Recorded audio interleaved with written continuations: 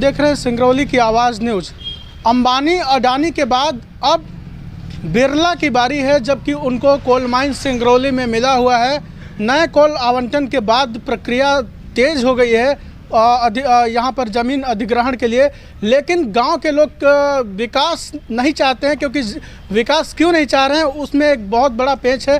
तमाम हमारे लोग साथ में मौजूद हैं। कल कलेक्ट्रेट में यही लोग गए थे, तभी हमें फ़ोन किए, लेकिन उस वक्त मैं नहीं मौजूद था। आज इस गांव में मैं खुद आया हूं और जानते हैं कि विकास वो आखिर क्यों नहीं चाहते हैं। ये हमारे पास जो दस्तावेज मौजूद है उसमें ये लिख के दिए हैं कि हम अधिग्रहण नहीं चाहते हैं। कारण वो देख लिए हैं कि रिलायंस हो, चाहे हिंडाल्को हो, एस्सार हो, और अभी हाल ही में अडानी के लिए कोल माइंस का आवंटित हुआ है, उसमें जिस प्रकार से समस्याएं आ रही हैं, गांव के लोग उससे बहुत ही नाराज़ हैं। क्योंकि वो चाहते हैं कि जो सिंगरौली में लगातार इस तरीके से ज़मीन तो ले ली जाती है लेकिन हमेशा उपेक्षा होती है। अब हम जानते हैं कि जो नया कोल माइंस का आवंटन हुआ है इसी गांव में, इस गांव के लोग क्या कुछ कहते हैं, इनसे कोशिश करेंगे कि क्या कुछ सोचते हैं इसके बारे में। क्या नाम है आप? मेरा नाम अखिलेंद्र कुमार गुर्जर है।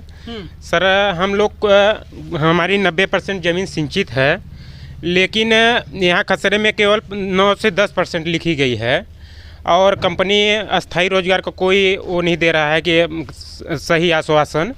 और हम बरगमा में देख रहे हैं, हिंडाल्को में, इधर एस्सार जेपी 9,000 से 10,000 रोजगार देती है। इसमें हम लोगों का एक परिवार नहीं चल पाएगा 9-10 हज़ार में। और हम लोगों का जनसंख्या मूल निवासी हम लोग 2500 लगभग हैं, और जिसमें से 2,000 असहमत हैं और 500 लगभग लोग सहमत हैं। अरे कोल माइंस का अगर चलने लगेगा तो देश का विकास होगा, तो इसमें आपको क्या दिक्कत हो रहा है? देश का विकास होगा, हम मान रहे हैं, लेकिन हमारी जो मांगे हैं वो कम से कम प्रशासन सही तरीके से पूरा कर दे। इसलिए हम चाहते हैं कंपनी आए।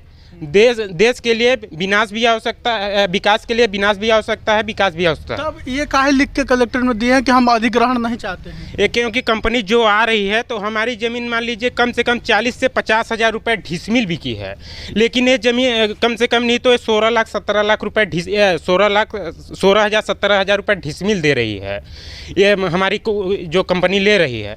जिससे हम बिल्कुल सहमत नहीं हैं, क्योंकि हम 40-50 हज़ार वैसे बेच रहे हैं तो कंपनी को क्यों इतने सस्ते में दें। तो ग्राम सभा में कुछ बैठक आप लोग नहीं करवाए क्या? वहाँ से रिजल्ट मिला? ग्राम सभा में बैठक की, हम लोग सब लोग आवेदन दिए। हम हमारे नेता जो जनप्रतिनिधि हैं, यहाँ के मुखिया हैं, वो लोग भी बड़ी बड़ी मांगे किए। फिर ऐसे अचानक में बदलाव हो गया कि हम लोगों को खुद नहीं समझ में आया, अचानक में बदल गए पूरी तरह इस तरीके से। कौन बदल गया? हमारे जो जनप्रतिनिधि मुखिया हैं यहाँ के ग्रामवासी। पहले बहुत क्या नाम है? नाम तो नहीं सर, हम ओपन करेंगे। आप बताइए क्या दिक्कत है, बताइए। अरे गांव के फिर फोटो खिंचाने थोड़ी खड़े हैं, अरे बताइए ना क्या समस्या है। ठीक है, देखिए क्या है।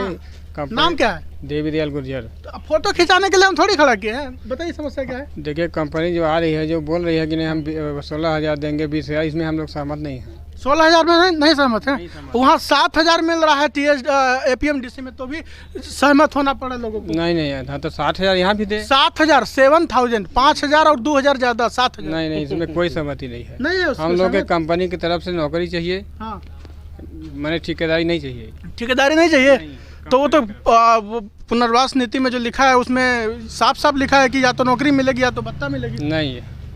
अच्छा, अभी कमाई ठीक ठाक चल रही है आपकी? जो भी है ठीक है। ठीक है, विकास नहीं चाहते हैं? नहीं चाहते हैं, मगर ऐसा विकास नहीं चाहते। आप बताइए क्या नाम है आपका? मेरा नाम जीवेंद्र कुमार गुर्जर है। तो बताइए आपके गांव में विकास हो रहा है, आपको समस्या हो रही है, बताइए। कलेक्ट्रेट घूम रहे हैं। हाँ, हमारे गांव में विकास जरूर हो रहा है, लेकिन हम लोगों के पूरा अंधविश्वास तरह हम लोगों को लिया जा रहा है। हमारी ज़मीन 90% सिंचित है, जो कि अभिलेख में मात्र 10% सिंचित लिखा गया है। ये हम लोगों के साथ बहुत बड़ा धोखागिरी, छल किया जा रहा है हम लोगों के साथ। इसको आपसे विनम्र निवेदन है कि हमारी ज़मीन जो सिंचित है उसे अभिलेख में, ये ग्राम सभा प्रस्ताव होने से पहले ही अभिलेख में हमारे दर्ज कराई जाए, तब हम ग्राम सभा से प्रस्ताव पारित करेंगे। सहमत है ग्राम पंचायत के सहमत प्रस्ताव से, न हम सहमत ग्राम पंचायत सहमत। अच्छा, अभी आपको दो समस्या आ रही है, एक तो सिंचित नहीं कर रहे हैं और दूसरा जो प्रावधान है नौकरी का हो या फिर सुविधाओं का हो तमाम, वो कुछ इस तरह साफ नहीं नजर आ रहा है। नहीं, अभी कुछ भी साफ नज़र नहीं आ रहा है। पूरा तो नेताजी तो आपके लिट्टी चोखा खा रहे थे, अधिकारी भी खा रहे थे, सब कुछ सहमत है, सब कुछ ठीक ठाक है बता रहे थे। नहीं, अभी हमारे जो विस्थापित नेता हैं या तो गांव के प्रतिनिधि जो सरपंच हैं, अभी बहुत लंबी भाषण हो रहा था कि हमको ये व्यवस्था चाहिए, ये आप व्यवस्था लिट्टी चाहिए। चोखा खाने गए थे कि नहीं? नहीं, हम नहीं गए थे, थोड़ा गए देखे ताकि उनके भाषण हमने लिट्टी चोखा कंपनी के किसी तो प्रकार आपको नहीं बुलाया कोई अधिकारी कि आप लोग गांव के हैं, आप लोग भी खाइए? नहीं।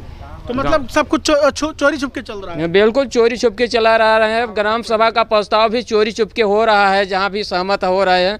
किसी को बताते हैं कि निराशी से संबंधित ये कागज़ है, इस पर अंगूठा लगाइए, किसी के बच्चों से हस्ताक्षर करवा के अंगूठा लगवा के, और सहमत से संबंधित कंपनी वाले, परियोजना संबंधित जो अधिकारी कर्मचारी हैं वो भरवा रहे हैं फॉर्म। अच्छा ये बताइए, गांव का जब ये यहाँ से उजड़ना है, ठीक है ना, हमको आज तक ये नहीं समझ में आया है, जब उजड़ने की बारी आती है तब तक तो झोपड़ी रहता है, कच्चे का खपड़ेल मकान रहता है, लेकिन जब उजड़ने की बारी आती है तो एकदम 3 तल्ला तैयार हो जाता है। तो जो हम लोग तो उसमें आप लोग विरोध काहे नहीं करते हैं जब गलत होता है तो? नहीं, तो हम लोग जो पैसे अपना धरे हैं उसका उपयोग तो करना, विकास तो होना है ना। नहीं तो इतना बड़ा बिल्डिंग किसका बनता है? ये तो आज की नहीं बनी है, बहुत पहले की। मैं अभी रास्ते में देखा कि बहुत बड़े बिल्डिंग और घर बन रहे हैं। ये बाहर लोगों के बन रहे हैं जो 1-2 डिसमी अपने रोजगार करने के लिए दृष्टि से आए हैं। तो गलत तरीके से बन रहा है ना? बिल्कुल गलत बन रहा है। वो 2 डिसमी लिए हैं, 5 डिसमी लिए हैं, वो अपना रोजगार के धंधे से विकास कर रहे हैं, अपना बना रहे हैं कि हमको पैसा मिल जाए। अगर आप मूल निवासी बिल्कुल नहीं बना रहे हैं। मूल निवासी अपना खेती बाड़ी में बिल्लाए परेशान है, अपनी खेती बाड़ी सिंचाई दहाई कर रहे हैं, न कि घर मकान बना रहे हैं। आपका पैसा जो कोल आवंटन हुआ है, कंपनी को जो पैसा मिलेगी तो वो लोग घर बना लेंगे, उनको मिल जाएगा, तो आपको क्या मिलेगा फिर? हमें आप ऐसे धरना बैठेंगे फिर? जी, हमको तो यही है बस। विरोध नहीं करते ना? अधिकारी भी कल कह रहे थे कि अगर गलत का विरोध नहीं करोगे तो फिर आवाज कैसे उठेगी? तो हम लोग तो विरोध बिल्कुल करेंगे। अगर हम लोगों के साथ अन्याय, हमारी वही तो जमीन सिंचित हमारी नहीं लिखी जा रही, जो हम अपनी सिंचित खेत में बिल लाए हैं, हमारी जमीन सिंचित लिखी नहीं जा रही है। और जो व्यापार के दृष्टि से आए हैं उनको बिल्कुल उनका सहमत असहमत सब कुछ हो रहा है, सिंचित उनका सब कुछ हो रहा है। देखिए बाहर के लोगों को कितनी मेहरबानी यहाँ के अधिकारी देते हैं, फर्जी तरीके से लोगों का नाम जुड़ जाता है, लेकिन जो मूल निवासी होता है वो लगातार धरने बैठता है, उसको समझाइश दी जाती है कि वट्टा दे देंगे तो नौकरी दे देंगे, कंपनी का काम चालू हो जाए, ये हो जाए, वो हो जाए, सुविधा मिल जाएगी, लेकिन तमाम ऐसी बातें केवल कागज़ों में सीमित रह जाती है। इसीलिए मैं इस गांव में आया हूं कि ज़मीनी मामला है यहाँ पर। यहाँ के लोग वर्षों से रह रहे हैं, लेकिन बाहर से लोग आकर के इस क्षेत्र में जब यहाँ पर आवंटन हुआ है कोल माइंस का, इन लोगों का अधिकार जो है छीना जा रहा है, ऐसा इन लोगों का आरोप है। क्या कुछ कहेंगे? क्या नाम है आपका? जी, श्याम मोहन गुर्जर। हाँ बताइए, क्या मेरा समस्या है? कहना ये है कि देश के विकास के लिए कोयले की आवश्यकता है, तो लेकिन दे दीजिए ना विकास करने के लिए। सुनिए, देश के विकास के लिए किसान की भी आवश्यकता है। तो हम लोग खुद इतना विकास करके देश को चला रहे हैं, किसान हैं और किसान सब सर्वोपरि है, तो किसान की भूमि न ली जाए, जो बंजर भूमि हो उसको ली जाए। तो यहाँ 80% जब सिंचित है, यहाँ हम लोग खुद इतना विकास कर रहे हैं। आपकी जमीन लेके अगर आपको 7,000 भत्ता दे रहे हैं तो क्या गलती कर रहे अरे हैं? तो देश का विकास कैसे होगा? यहाँ की कृषि जो खत्म हो जाएगी तो खाने के लिए हमको भी चाहिए, और हम भी तो किसी को खिला रहे हैं कमा के। आपके अधिकारी लोग, नेता लोग कुछ सुनते हैं यहाँ पर? कुछ नहीं सुनते। नेता लोगों का तो जेब भरना। लिट्टी चोखा खा रहे थे उस दिन, शामिल थे आप भी? नहीं, हम ग्रामीण नहीं गए थे वहाँ। ग्रामीणों को कौन पूछेगा? तो वहाँ पर लिखा गया था ग्रामीणों के सहमति से सब कुछ लिखा गया था, वो तो लिखने की बात अलग होती है। कोई ग्रामीण नहीं गया था। कोई नहीं गया था? कोई नहीं गया था। कोई संतुष्ट नहीं है? नहीं, कोई संतुष्ट नहीं है। इस माइंड से हम लोगों को कोई विकास नहीं। हम लोग खुद बैठक होती है कलेक्टर में, क्या चर्चा होती है? कई बार बैठक हुआ। कलेक्ट्रेट में हम लोग मांग रखते हैं, बोलते हैं कि अभी तो निराकरण नहीं करेंगे, जा रहे हैं, फिर वहाँ से भेज देते हैं कि ये निरस्त हो गया, ऐसे सामाजिक समाघात हुआ था, बहुत सी मांगे गई थी, लेकिन मैं देख रहा था बहुत सी, कम से कम उसमें से 70% मांगे निरस्त कर दिया गया है कलेक्टर महोदय की। अभी ये कंपनी की वो में नहीं है, और बोल दिया जाता है धारा 12 में, धारा 26 में ये सब आपकी मांगे मानी जाएंगी। तो आपको मिल रहा है नहीं उसका लाभ? अभी नहीं मिल रहा है, कुछ हमको लाभ नहीं मिल रहा है।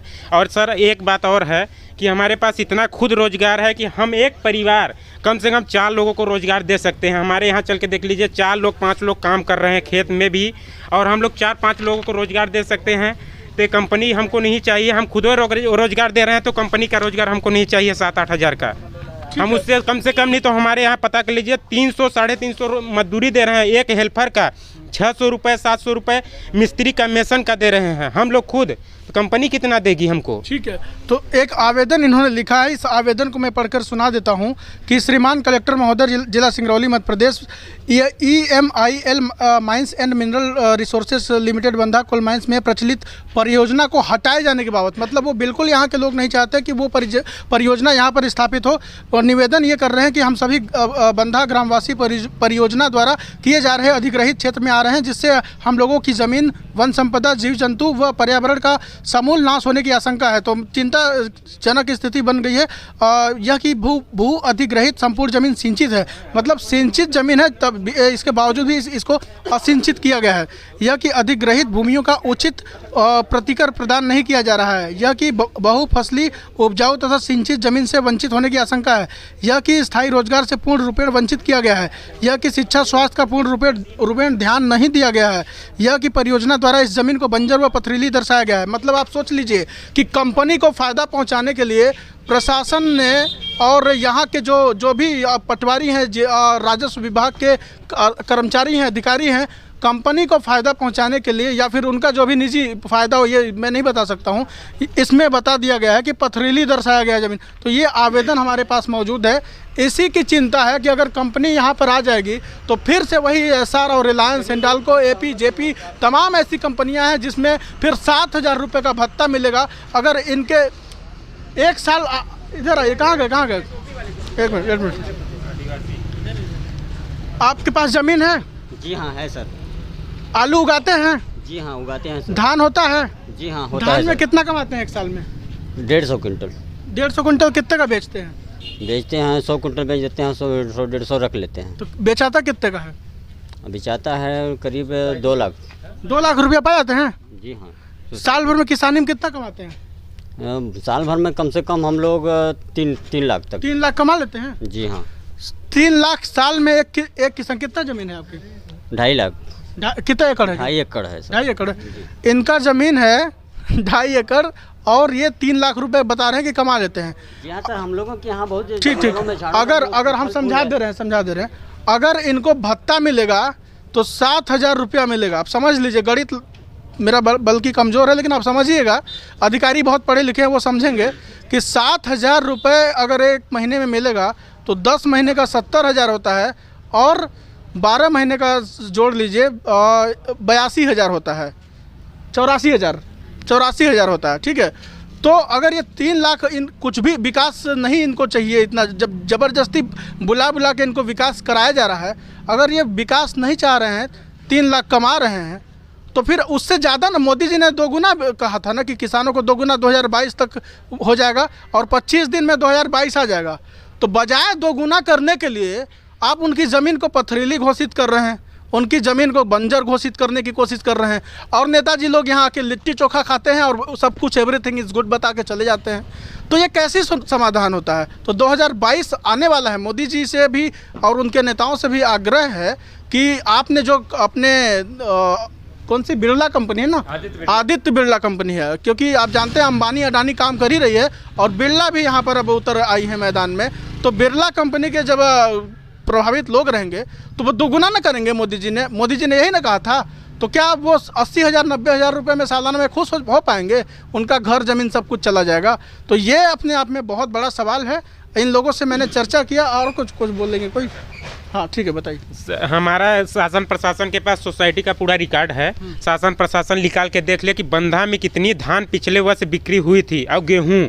इसके बाद हम लोगों से सिंचित असिंचित का बात उनको खुद ही समझ में आ जाएगा। हम लोगों को फिर बात करने की आवश्यकता नहीं है।